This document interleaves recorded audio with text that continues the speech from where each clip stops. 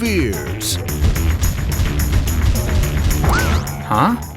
There is a team on a mission. They are the Fear Busters. Who you gonna call? Fear Busters. Have any of you ever had a really big problem to take care of? Have you ever been faced with something so huge, enormous, gigantic, and just so big that you don't think you'll ever be able to get past it? Yeah. Sometimes we find ourselves in the middle of really big obstacles. It might be at home, in school, or even with friends. And sometimes it can be so big and overwhelming that it can even scare us. A big test at school, an argument with a friend, confessing to something you know was wrong, or a dentist appointment. Sometimes all of these sorts of things can seem like really big things to manage. Okay, well now we can... You know what that sound is, right? Yeah, it's the fear mail siren. That sound means we've got some fear mail to answer. I'll be right back.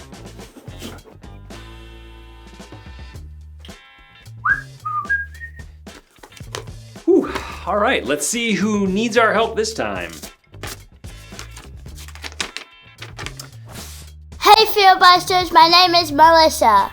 I've been playing soccer for a year now, but always as a backup.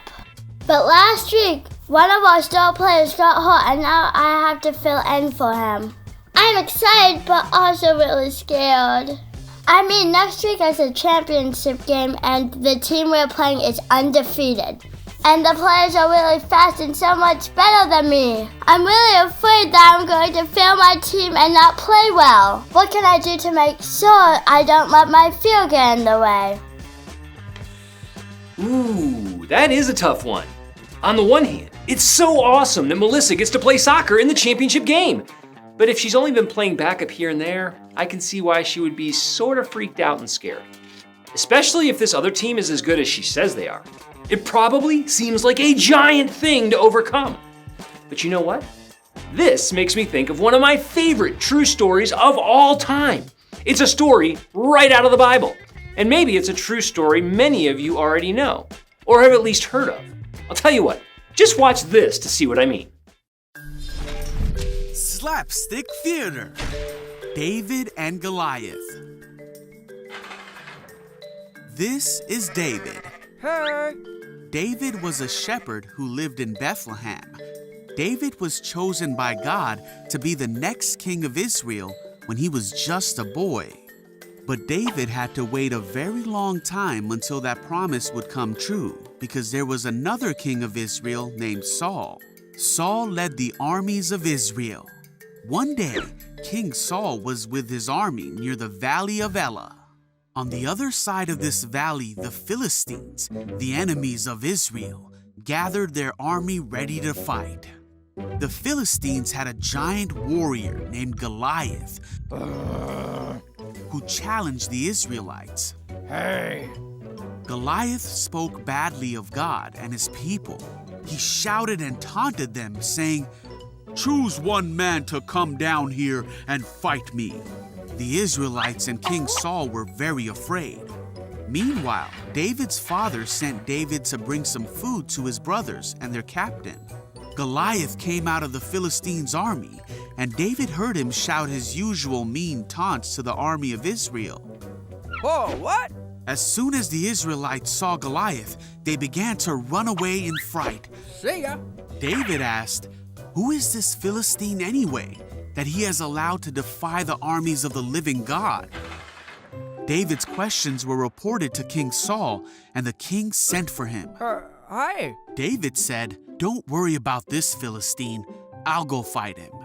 Saul said, "There's no way you can fight him and win. You're only a boy." Wait. But David told Saul that he had taken care of his father's sheep and rescued them from lions and bears. Then David declared, "The Lord who rescued me from the claws of the lion and bear will rescue me from this Philistine." So Saul said, "All right, go ahead and may the Lord be with you." David picked up 5 smooth stones from a stream. Then, armed only with his shepherd's staff and sling, he started across the valley to fight Goliath. When Goliath saw him coming, he sneered at him and yelled bad things at David. But David said, "You come to me with a sword, spear, and javelin, but I come to you in the name of the Lord of heaven's armies." Goliath moved closer to attack, and David quickly ran out to meet him. He hurled a stone from his sling and hit Goliath in the forehead.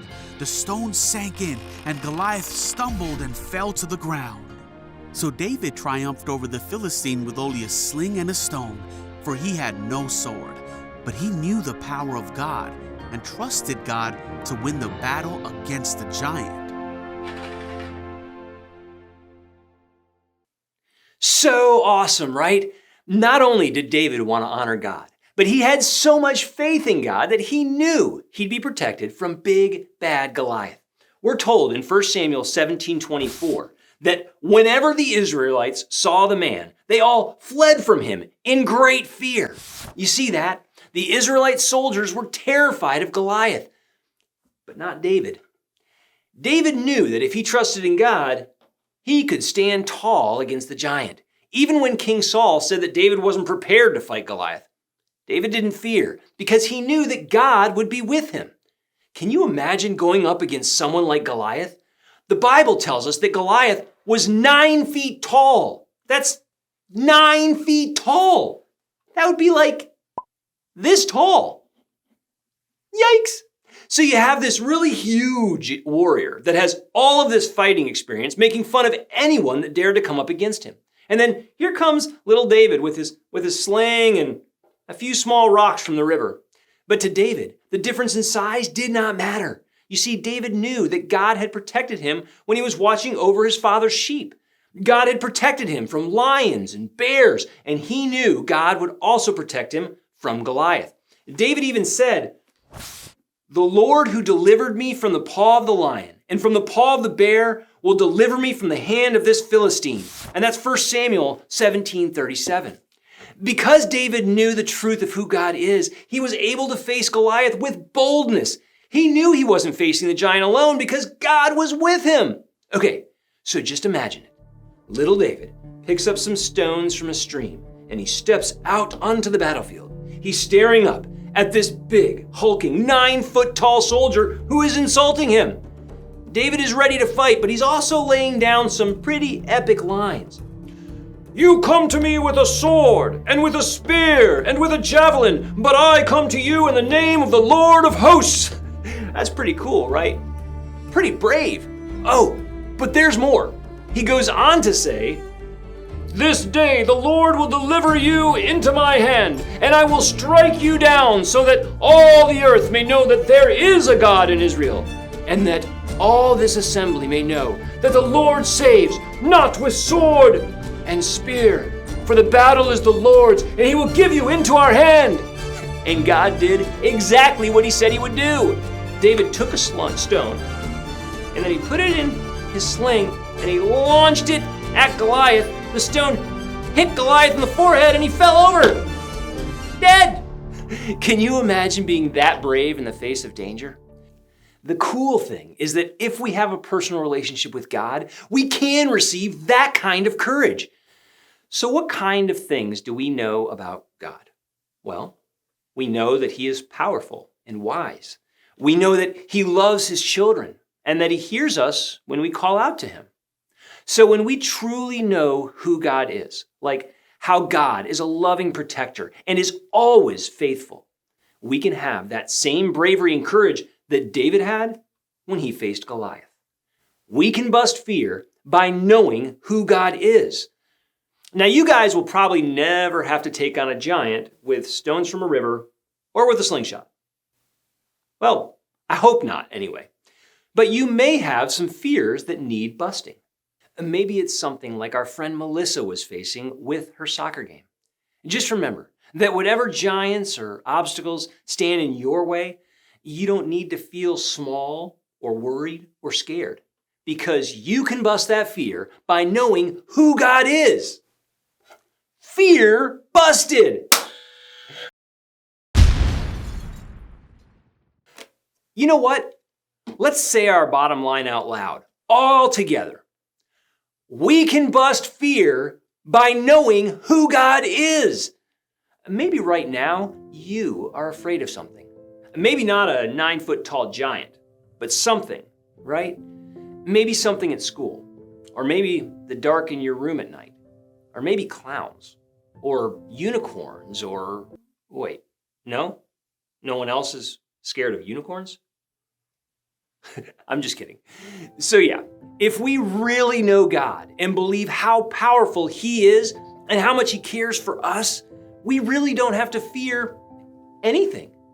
Believe that God's plans are best. And even though you don't know every detail of the future, you can trust God.